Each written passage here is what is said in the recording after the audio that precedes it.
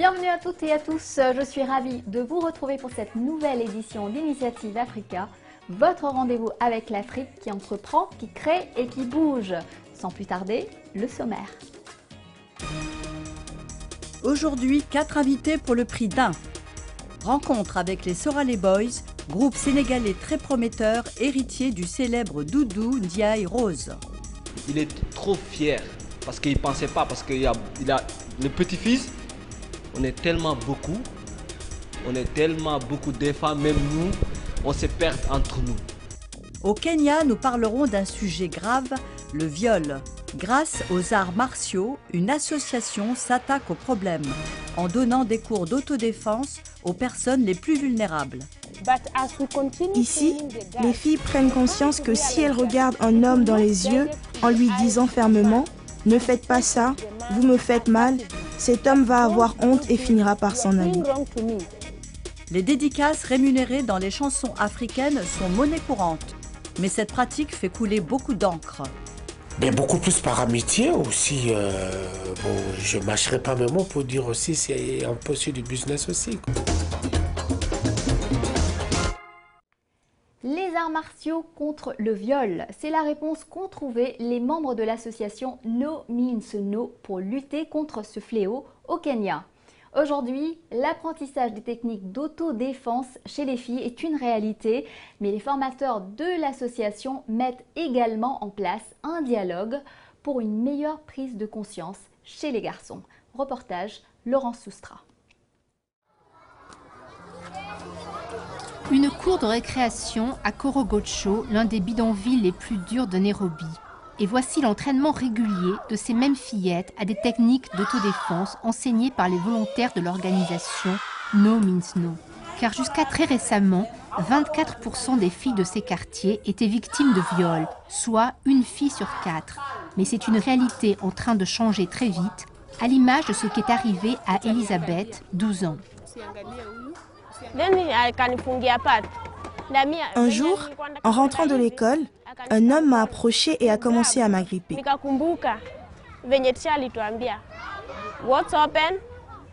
Je me suis rappelé de ce que j'avais appris en autodéfense et j'ai réussi à le forcer à lâcher prise et à lui donner un coup de coude.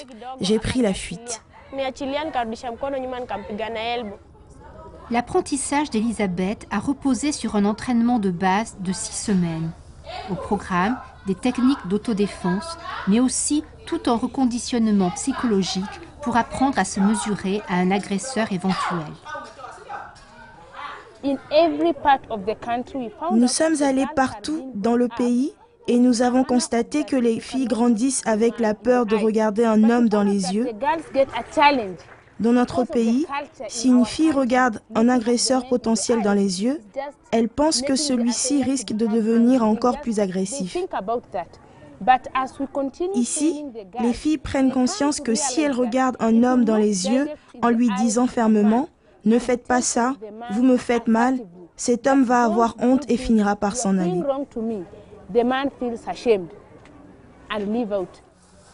Le programme No Means No s'appuie sur un département de recherche qui recueille au quotidien des statistiques détaillées après avoir fait remplir des questionnaires aux jeunes stagiaires.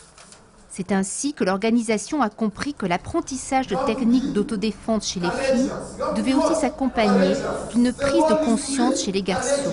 C'est ce qui s'appelle ici le moment de vérité.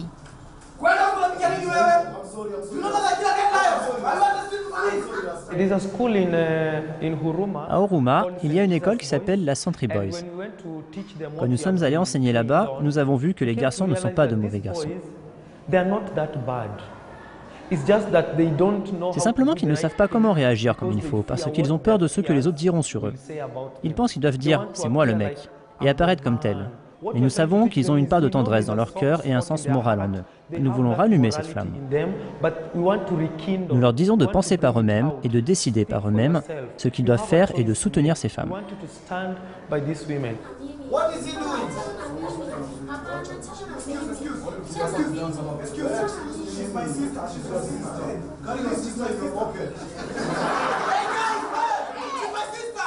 Toute la difficulté est d'aborder la question des caractéristiques propres au sexe masculin.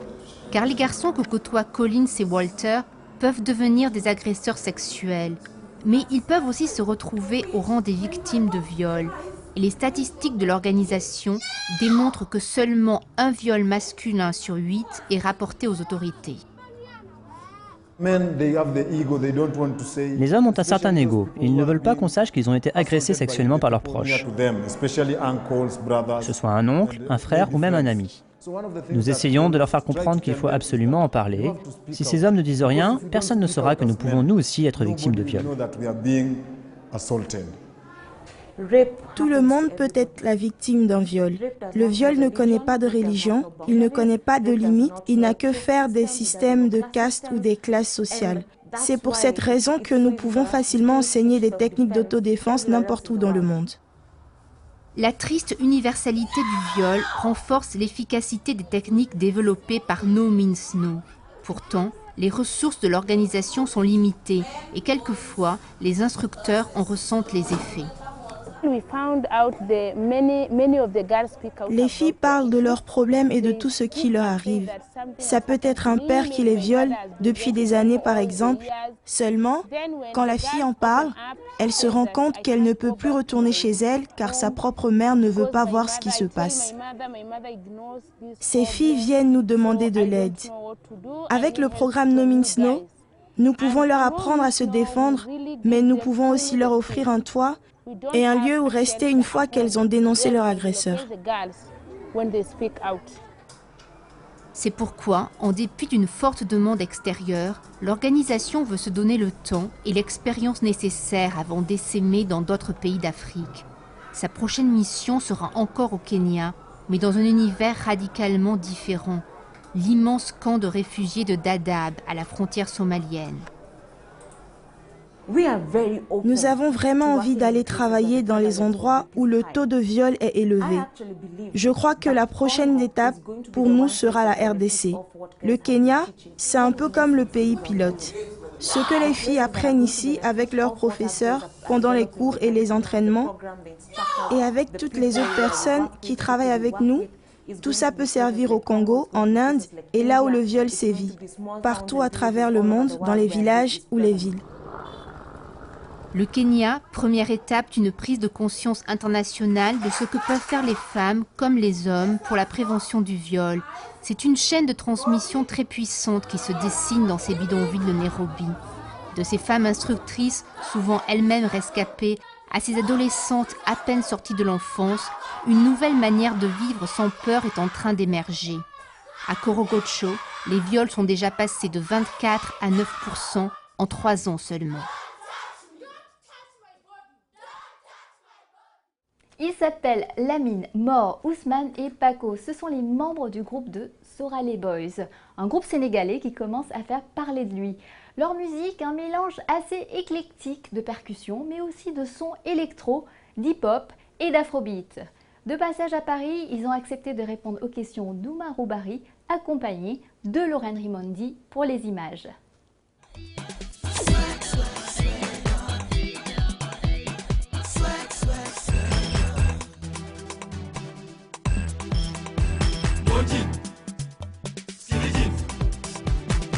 Salvador Jaya, Pandem, Mojin, Skinny Jean, Salabet Salvador Jaya, Pélepoul, Dougumanga, Zengue le magasin, Deftal, le Toubé, costume, Ascaravan.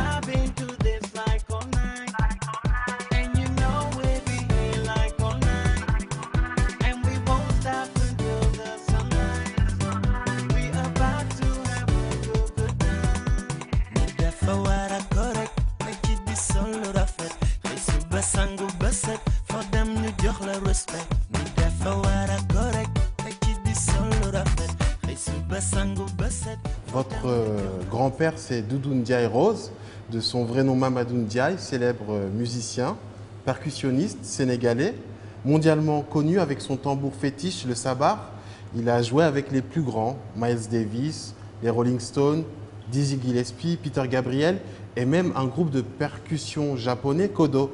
Être le petit-fils d'une star, c'est un avantage ou un inconvénient? Oui, bien sûr, c'est un avantage. Parce que dans chaque famille, tu essayes de suivre les pas de ton père ou bien ton grand-père. Et là, nous, on a notre grand-père comme exemple. Et c'est un exemple positif parce que il est connu mondialement. Je pense que chaque personne va avoir un grand-père qui est connu mondialement et qui a eu ce parcours aussi. Donc nous aussi, on veut travailler aujourd'hui et avec ses conseils et ses prières, on va arriver ou bien on va même aller plus loin que lui, il est allé aujourd'hui. Comme Ousmane il a dit, on est tous fiers d'être le petit-fils de Doudou Ndiaye Rose. Parce qu'il a fait beaucoup de travail. Donc maintenant, nous, notre mission, c'est faire le travail qu'il a fait. On va essayer de faire plus loin que lui. Et c'est ça notre objectif, tu vois. On va essayer d'augmenter quelque chose que notre grand-père n'a pas eu l'occasion de le faire. Donc c'est ça notre mission. Dès votre plus jeune âge, vous avez sillonné le monde avec votre grand-père. Qu'est-ce que vous avez retenu de ces voyages aux quatre coins de la planète? Quels souvenirs? Le souvenir qu'on a avec notre grand-père, c'est... Il y a beaucoup de souvenirs. Il y a plein de choses qu'on a fait. On peut dire aujourd'hui, c'est ça qui sera le souvenir à nous. Parce que partout où on part, dans notre pays, on voit toutes les façons de gens, toutes les façons de race. Donc, ça nous apprend de bien aimer le culture des autres aussi. On a joué avec plein d'autres artistes aussi. Ça aussi, c'est du souvenir. On pensait toujours qu'on était arrivé, mais tout le temps, quand on jouait avec des autres artistes, ça nous montrait qu'on n'était pas encore arrivé où on pense d'arriver. Vous étiez à un petit niveau encore. Oui, donc on était encore à petit niveau et ça, c'est vraiment des souvenirs. Et jouer avec notre grand-père, déjà, ça, c'est un souvenir. Parce que je pense qu'il y a beaucoup de gens qui aimaient bien jouer avec lui, mais nous, souvent, on partait en tournée avec lui dans les grands pays. Il nous a appris plein de choses. Donc... Un pays qui t'a marqué, c'est quoi? Le pays qui m'a marqué, moi, c'est Taïwan. Je suis parti jusqu'à Taïwan et je jouais pendant... On était là-bas pendant 2 mois. Et j'étais là-bas aussi avec mon père.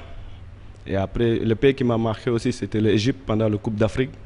On a joué pour les FIFA pendant le final. Ça, c'est les 2 pays qui m'ont marqué vraiment. Oui. Qu'est-ce qui vous a donné particulièrement envie de monter sur scène? Oui, ça me donne vraiment plaisir.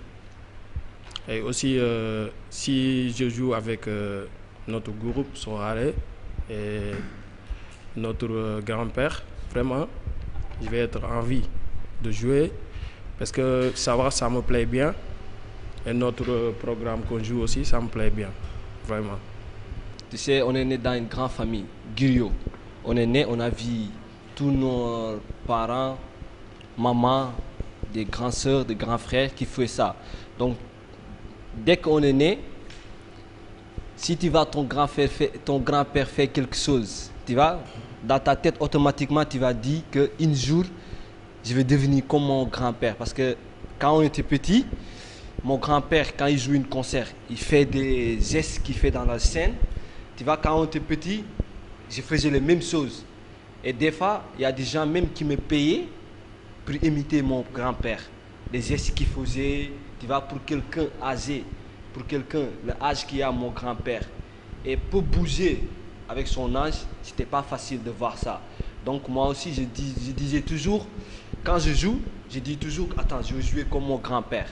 Donc ça, c'est quelque chose, c'était un rêve. Et il est fier de vous, le grand-père? Il est trop fier, parce qu'il ne pensait pas, parce qu'il a le petit-fils, on est tellement beaucoup, des fois, même nous, on se perd entre nous. On se perd entre nous, donc nous, on a le sens de présenter le nom de notre grand-père et présenter qu'aussi on est le petit-fils de Doudou Ndiaye Rose. Donc on est très fiers et lui aussi, il est très fier de nous. Votre musique, c'est un mélange de percussions, bien sûr, mais aussi des sons électro, hip-hop et un peu d'afrobeat. Un mélange assez éclectique, mais est-ce que c'est pas aussi un coup marketing pour toucher tout le monde? Oui, bien sûr, c'est un coup marketing pour toucher tout le monde, mais c'est pas seulement marketing. Si, comme tout à l'heure, vous avez cité que mon grand-père, il a joué avec plusieurs artistes, de Rolling Stones, Peter Gabriel, et avec même des Japonais, des Chinois. Voilà, donc tu vois que le sabar, ça peut se mêler partout. Donc nous aussi, c'est pour ça qu'on a essayé de mettre le sabar dans tout, parce qu'on veut que notre chanson, que ça soit écouté par tout le monde, pas seulement les Sénégalais ou bien les Africains. C'est pour ça qu'on a choisi cette façon de musique. Et le sabar, pour les téléspectateurs qui ne connaissent pas, qu'est-ce que c'est en gros? Le sabar, c'est un instrument typiquement sénégalais. Je pense que plusieurs personnes connaissaient les djembé, les tumba, les dum-dum, mais le sabar, c'est sénégalais. Et je vous dis, vous pouvez trouver des gens qui ont appris la djembé et qui jouent parfaitement le djembé, mais c'est rarement que vous allez voir quelqu'un qui joue le sabar parfaitement, si tu l'as pas dans le sang.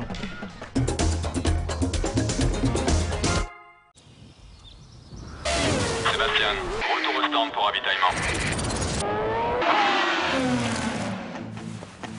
Sébastien, où es-tu? Sébastien? Chez Total, nous fournissons des carburants de haute qualité à tous nos clients, même les plus exigeants. Les champions du monde aussi font confiance à Total. Total, vous ne viendrez plus chez nous par hasard.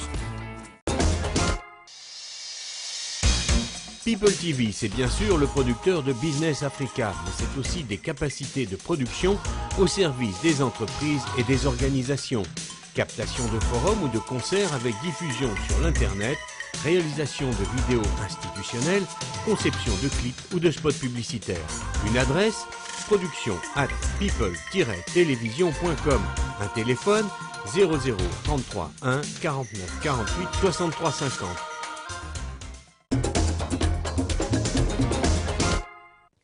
Bienvenue pour la suite d'Initiative Africa. Citer le nom d'une personnalité dans une chanson pour lui rendre hommage et recevoir quelques billets en retour est monnaie courante sur le continent. Un échange de bons procédés en quelque sorte. Au Congo, les artistes se sont fourvoyés dans la dédicace par réalisme économique pour certains ou par amitié pour d'autres. Seul bémol, c'est la création et la culture qui en pâtissent au final.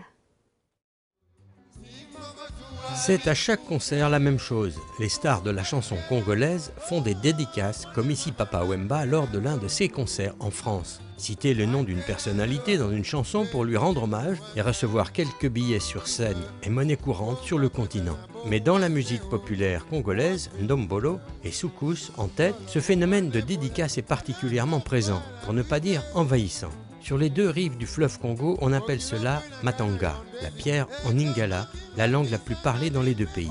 Puisqu'il y a des coutumes chez nous, même dans nos chants traditionnels, il y a de ces chanteurs-là aussi qui, parfois, au cours d'une chanson, il a envie de mettre en valeur un de ses amis ou un membre de la famille ou un monsieur qui a beaucoup plus d'argent, il cite son nom. La pratique est effectivement héritée des griots. À l'époque, ces gardiens de la mémoire chantaient les louanges d'un village, d'une famille ou d'un grand homme en échange d'un toit, d'un repas et parfois de quelques pièces. On l'a modernisé tout simplement. Mais c'est pas un truc nouveau. Maintenant, qu'est-ce qui se passe? Donc, c'est presque n'importe qui à qui on fait une dédicace. Donc, c'est tout simplement parce qu'il a un peu d'argent. Ce n'est même pas son histoire qui est relatée, mais c'est tout simplement on cite le nom. Tu vois, ça a perdu ce sens-là, le sens où il y a le sens de l'histoire. Le matanga serait donc devenu aujourd'hui un filon très lucratif pour les artistes. Tout a commencé au milieu des années 80 avec le mouvement de la SAP. À l'époque, les dandys congolais immigrés en Europe veulent faire savoir à leurs familles et amis restés au pays que ça marche bien pour eux. Ils vont trouver, avec les artistes congolais, un merveilleux relais pour leur message. L'idée, les payer pour voir leur nom figurer en bonne place dans une chanson. Mais du côté des artistes qui pratiquent la dédicace, on préfère pudiquement mettre en avant les relations d'amitié. Moi, je ne fais pas pour l'argent. Hein. Moi, je fais ça surtout, je fais beaucoup ça pour les amis que je connais bien, j'aime beaucoup. Ça n'a pas de l'amitié, ça n'a pas de contact. Moi, pour dédicacer, ça ne demande rien. Tu me dis, voilà, tu veux que je me dédicace, je te fais avec plaisir. Mais beaucoup plus par amitié aussi. Bon, je ne mâcherai pas mes mots pour dire aussi, c'est un peu sur du business aussi, quoi. Parler d'argent reste donc très tabou. Difficile de savoir combien il faut payer pour figurer dans une chanson de Papa Wemba, Koffi Olomide, Warason ou encore le grand-père Bozi. Il n'y a pas un prix précis, mais tu peux donner, ça dépend.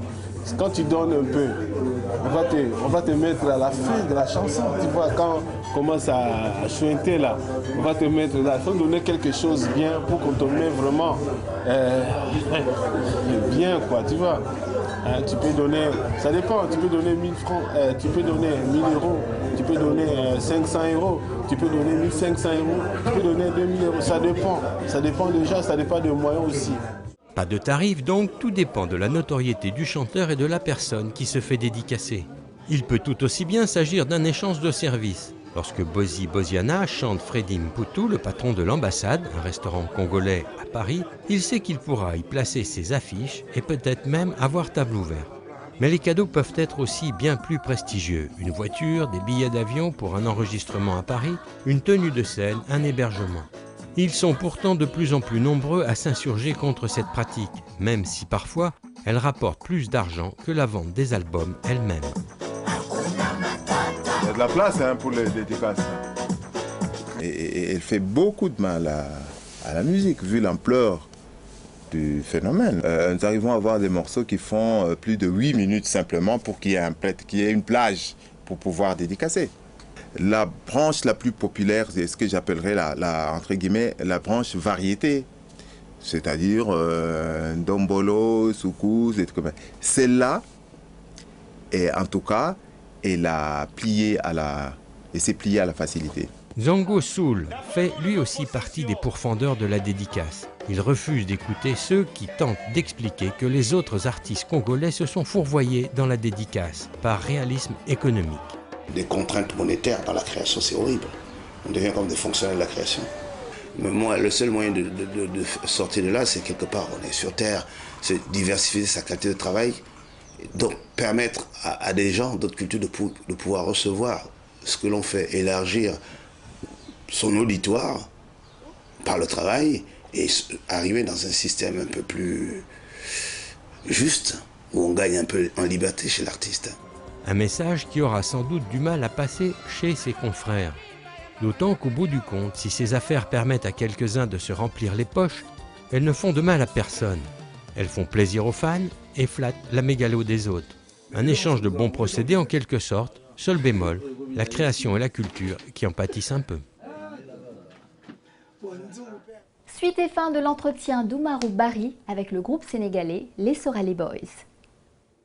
Vous êtes né au Sénégal, en Afrique de l'Ouest, mais aujourd'hui, vous vivez tous entre la Belgique, la France et les Pays-Bas. Le Sénégal, vous en avez eu marre, c'est pour ça? Non, je ne pense pas qu'on en a marre. Parce que, non, si je dis je ne pense pas, c'est parce que je sais qu'on n'en a pas marre, parce que c'est notre pays où on est né, mais on a grandi ici en Europe. Mais ça ne veut pas dire qu'on en a marre, mais c'est ici qu'on a fait les bancs aussi. Parce que ce n'est pas qu'on joue toujours de la musique, on était toujours aussi à l'école. Quand il y avait l'école, moi je ne partais pas en tournée, mon père ne me laissait pas partir. Je me disais, ouais, là tu finis ton école et là que je vais t'amener. Mais je ne pense pas qu'on en a marre. Non. On aimerait toujours, oui, de retourner, de montrer le travail qu'on fait là. Et quel lien avez-vous gardé avec votre pays d'origine? On partait chaque année, nous tous on partait ensemble. On partait en 4, on partait là-bas, on restait au moins là-bas, après on revenait ici. Ouais. Être artiste de nos jours, est-ce que ça rapporte vraiment? Parce que la concurrence est rude. On voit à la télévision beaucoup de concours musicaux, il y a Internet et il y a aussi le piratage des CD. Est-ce que vous gagnez de l'argent ou vous espérez gagner de l'argent en étant un artiste? En fait, nous, notre objectif, on ne travaille pas pour l'argent. Parce que si tu nous vois, nous 4 ou nous 6, ok, c'est vrai, si tu fais quelque chose, ils font toujours penser à l'argent, mais à ce moment, le moment où on est, on ne passe pas à l'argent. Parce que notre grand-père nous disait toujours, qu'est-ce qu'on fait là, c'est pour notre grand-père. On veut juste montrer qu'on n'a pas oublié la culture qu'il a fait sur nous. Donc c'est à cause à ce moment-là, on ne passe pas à la concurrence, on ne passe pas à l'argent. On fait le travail qu'on nous a demandé. Peut-être après, pourquoi pas, parce que si tu fais quelque chose aussi, il faut passer à l'argent, il faut penser de gagner quelque chose. Mais à ce moment-là, franchement, on ne passe même pas aux concurrences, on ne passe même pas à l'argent. C'est un héritage lourd à porter d'être les petits-enfants de Doudou Ndiaye Rose? C'est lourd parce que imagine, on te dit que tu es des petits-fils de Doudou Ndiaye Rose et on fait n'importe quoi. C'est une mauvaise image pour lui. Donc c'est à cause de ça on travaille dur pour montrer qu'on est les petits-fils de Doudou Ndiaye Rose et on est fiers de l'être. Et on va encore travailler pour montrer aux gens qu'on n'est pas seulement les petits-fils de Doudou Ndiaye Rose pour rien du tout. On est là pour travailler, pour montrer que voilà quoi, on arrive. Souvent quand on discute avec les artistes un peu partout en Afrique, que ce soit en Angola, au Mozambique, au Sénégal, en Guinée, ils nous disent, les hommes politiques, la culture, ce n'est pas leur problème. Ils n'ont pas vu l'intérêt économique. Est-ce que c'est quelque chose que vous partagez comme avis? Pour les gens politiques, pour les politiciens, par rapport à la musique, on ne peut pas dire grand-chose. Parce que je pense qu'aujourd'hui, pour amener l'Afrique à l'avance, chacun a son travail à faire. Les politiciens, ils ont leur travail à faire. Après, nous, on n'est pas trop politique, nous aussi. Vraiment, je vous dis la vérité. On n'est pas trop politique. Donc, nous, on travaille aujourd'hui pour amener la musique africaine. Mais est-ce que vous avez suffisamment d'infrastructures? Par exemple, un studio à Dakar, hormis celui peut-être d'Awadi, il n'y en a pas beaucoup. Comment ils font les jeunes artistes pour enregistrer des albums et même pour se produire sur scène? Où vous trouvez l'argent, les infrastructures? Nous, aujourd'hui, on est basé ici. Et nous, notre studio, ça se trouve ici en France. Après, en Afrique, il y en a qui ont la possibilité d'avoir un studio et il y en a qui ne l'ont pas. Mais comme tu vois, les Africains, ils se débrouillent. Tu vois, même quelqu'un, il a son petit microphone à la maison et il a ses tam-tams et voilà. Donc, on ne peut pas compter vraiment sur les gens des politiciens pour nous aider à ce côté. Voilà, c'est la fin d'Initiative Africa pour aujourd'hui. Pour revoir l'émission, une seule adresse, www.initiative-africa.com. Surtout, n'oubliez pas, la semaine prochaine, même chaîne, même heure, rendez-vous avec Oumarou Barry pour une nouvelle édition de Business Africa, votre rendez-vous économique. En attendant, excellente semaine à vous tous.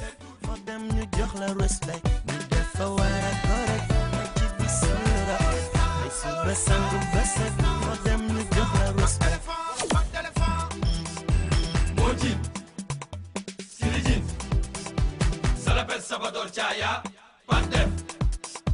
Modine, Skinny Jeans, ça l'appelle Salvador